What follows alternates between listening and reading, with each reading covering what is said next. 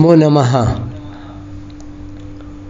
आज शुक्रवार भारतीय तिथि अनुसार फाल्गुन शुक्ल षष्ठी विक्रम संवत 2080।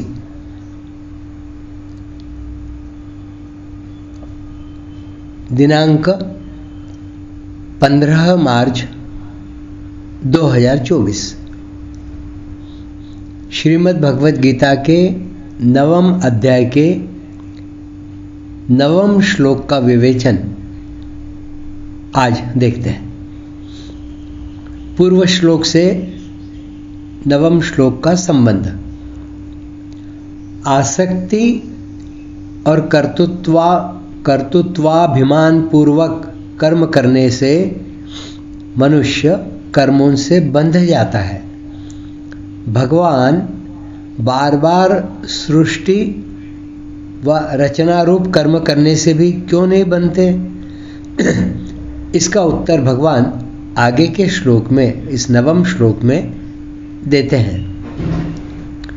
न च मां तानि कर्माणि निबध्नन्ति धनंजय उदासीन वदासीनम् असक्तं तेषु कर्मसु। हे धनंजय, उन अर्थात सृष्टि व रचना आदि कर्मों में अनासक्त और उदासीन की तरह रहते हुए मेरे को वे कर्म नहीं बांधते, ऐसा भगवान कह रहे हैं। मतलब मैं सारी रचना आदि करता हूँ सृष्टि की, तब भी मैं उन कर्मों से बंधता नहीं हूँ, ऐसा भगवान कह रहे हैं। उदासीन वदासीनम असक्तम तेषु कर्मसु। महासर्ग के आदि में प्रकृति के परवश हुए प्राणियों की उनके कर्मों के अनुसार विविध प्रकार से रचना रूप जो कर्म है उसमें मेरी आसक्ति नहीं है, कारण कि मैं उनमें उदासीन की तरह रहता हूँ। अर्थात प्राणियों के उत्पन्न होने पर मैं हर्षित नहीं होता और उनके प्रकृति में लीन होने पर मैं खिन्न नहीं होता। यहाँ उदासीनवत पद में जो वत अर्थात वती प्रत्यय है उसका अर्थ तरह होता है। अतः इस पद का अर्थ हुआ उदासीन की तरह। भगवान ने अपने को उदासीन की तरह क्यों कहा? कारण कि मनुष्य उसी वस्तु से उदासीन होता है जिस वस्तु की वह सत्ता मानता है, परंतु जिस संसार की उत्पत्ति, स्थिति और प्रलय होता है उसकी भगवान के सिवाय कोई स्वतंत्र सत्ता ही नहीं है। इसलिए भगवान उस संसार की रचना रूप कर्म से उदासीन क्या रहे? वे तो उदासीन की तरह रहते हैं, क्योंकि भगवान की दृष्टि में संसार की कोई सत्ता ही नहीं है।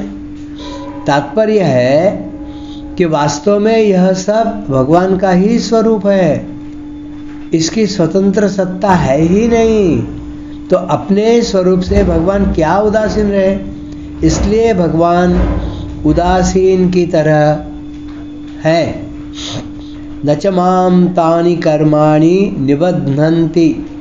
पूर्व श्लोक में भगवान ने कहा कि मैं प्राणियों को बार बार रचता हूँ। उन रचना रूप कर्मों को ही यहाँ तानि कहा गया है।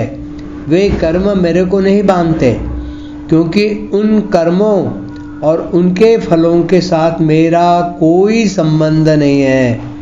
ऐसा कहकर भगवान मनुष्य मात्र को यह शिक्षा देते हैं कि कर्म बंधन से छूटने की युक्ति बताते हैं कि जैसे मैं कर्मों में आसक्त न होने से बंधता नहीं हूँ, ऐसे ही तुम लोग भी कर्मों में और उनके फलों में आसक्ति न रखो, तो सब कर्म करते हुए भी उनसे बंधोगे नहीं। अगर तुम लोग कर्मों में और उनके फलों में आसक्ति रखोगे तो तुमको दुख पाना ही पड़ेगा, बार बार जन्मना व मरना ही पड़ेगा। कारण कि कर्मों का आरंभ और अंत होता है तथा फल भी उत्पन्न होकर नष्ट हो जाते हैं। पर कर्म फल की इच्छा के कारण मनुष्य बंध जाता है। यह कितने आश्चर्य की बात है कि कर्म और उसका फल तो नहीं रहता, पर फलेच्छा के कारण बंधन रह जाता है।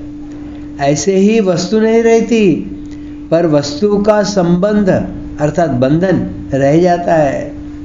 संबंधी नहीं रहता, पर उसका संबंध रह जाता है। मूर्खता की बलिहारी है, ऐसा स्वामी जी यहाँ पर कह रहे हैं। पूर्व श्लोक में आसक्ति का निषेध करके अब भगवान कर्तृत्वाभिमान का निषेध करते हैं। भगवान कहते हैं, मयाध्यक्षेण प्रकृतिः सूयते सचराचरम् हेतुनानेन कौन्तेय जगद्विः परिवर्तते।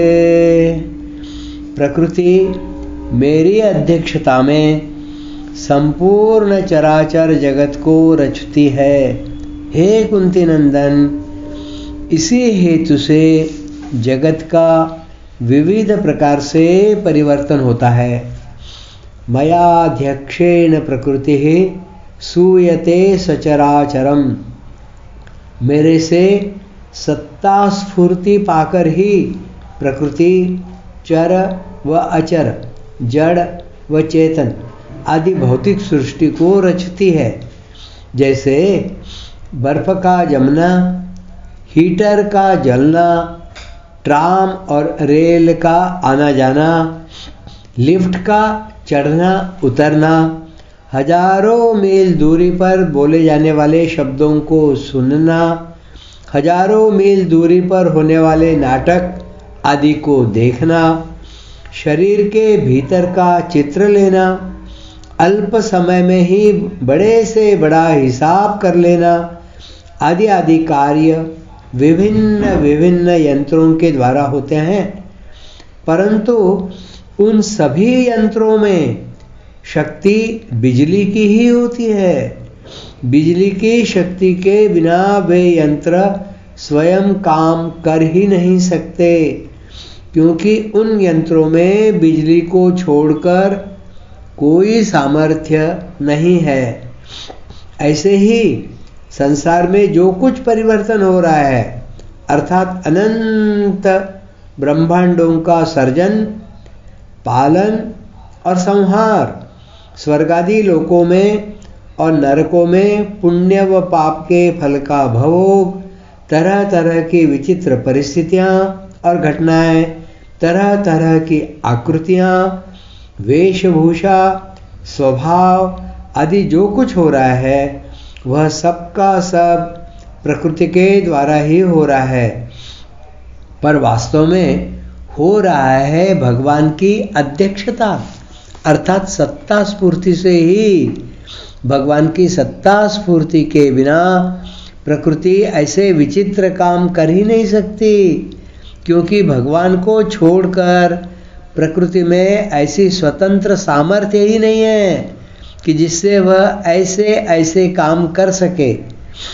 तात्पर्य यह हुआ कि जैसे बिजली में सब शक्तियां हैं, पर वे मशीनों के द्वारा ही प्रकट होती है, ऐसे ही भगवान में अनंत शक्तियां हैं, पर वे प्रकृति के द्वारा ही प्रकट होती हैं।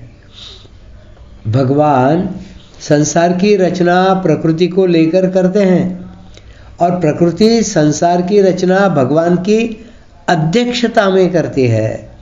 भगवान अध्यक्ष हैं, इसी हेतु से जगत का विविध परिवर्तन होता है। हेतुनानेन जगद्वि परिवर्तते। वह विविध परिवर्तन क्या है? जब तक प्राणियों का प्रकृति और प्रकृति के कार्य शरीरों के साथ मैं और मेरापन बना हुआ है, तब तक उनका विविध परिवर्तन होता ही रहता है। अर्थात कभी किसी लोक में तो कभी किसी लोक में, कभी किसी शरीर में तो कभी किसी शरीर में परिवर्तन होता ही रहता है। तात्पर्य हुआ कि भगवत प्राप्ति के बिना उन प्राणियों की कहीं भी स्थायी स्थिति नहीं होती। वे जन्म मरण के चक्कर में घूमते ही रहते हैं। सभी प्राणी भगवान में स्थित होने से भगवान को प्राप्त हैं, पर जब वे अपने को भगवान में न मानकर प्रकृति में मान लेते हैं, अर्थात प्रकृति के कार्य के साथ मैं और मेरापन का संबंध मान लेते हैं, तब वे प्रकृति को प्राप्त हो जाते हैं। फिर भगवान की अध्यक्षता में प्रकृति उनके शरीरों को उत्पन्न और लीन करती रहती है।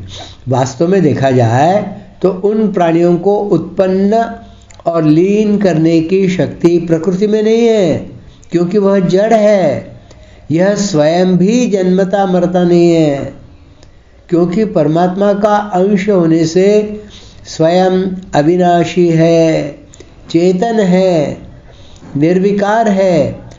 परंतु प्रकृतिजन्य पदार्थों के साथ मैं मेरापन का संबंध जोड़कर उनके परवश होकर इसको जन्मना व मरना पड़ता है। अर्थात नए नए शरीर धारण करने और छोड़ने पड़ते हैं। जगत मात्र की उत्पत्ति, स्थिति और प्रलय की जो क्रिया होती है, वह सब प्रकृति से ही होती है, प्रकृति में ही होती है और प्रकृति की ही होती है। परंतु उस प्रकृति को परमात्मा से ही सत्ता स्फूर्ति मिलती है। परमात्मा से सत्ता स्फूर्ति मिलने पर भी परमात्मा में कर्तृत्व नहीं आता। जैसे सूर्य के प्रकाश में सभी प्राणी सब कर्म करते हैं और उनके कर्मों में विहित तथा निषिद्ध सब तरह की क्रियाएं होती है। उन कर्मों के अनुसार ही प्राणी अनुकूल व प्रतिकूल परिस्थितियों का अनुभव करते हैं। अर्थात कोई सुखी है तो कोई दुखी है, कोई ऊंचा है तो कोई नीचा है, कोई किसी लोक में है तो कोई किसी लोक में है, कोई किसी वर्ण व आश्रम में है तो कोई किसी वर्ण व आश्रम में है, आदि तरह तरह का परिवर्तन होता है। परंतु सूर्य और उसका प्रकाश ज्यों का त्यों ही रहता है, उसमें कभी किंचन मात्र भी कोई अंतर नहीं आता। ऐसे ही संसार में विविध प्रकार का परिवर्तन हो रहा है, पर परमात्मा और उनका अंश जीवात्मा ज्यों के त्यों ही रहते हैं। वास्तव में अपने स्वरूप में किंचन मात्र भी परिवर्तन न है, न हुआ, न होगा और न हो ही सकता है। केवल परिवर्तनशील संसार के साथ अपना संबंध मानने से, अर्थात तादात्म्य, ममता और कामना करने से ही संसार का परिवर्तन अपने में होता हुआ प्रतीत होता है। अगर प्राणी जिन भगवान की अध्यक्षता में सब परिवर्तन होता है, उनके साथ अपनी वास्तविक एकता मान ले, कायदे से जो कि स्वतः सिद्ध है, तो भगवान के साथ इसका जो वास्तविक प्रेम है वह स्वतः प्रकट हो जाएगा। आज यहीं पर रुकते हैं।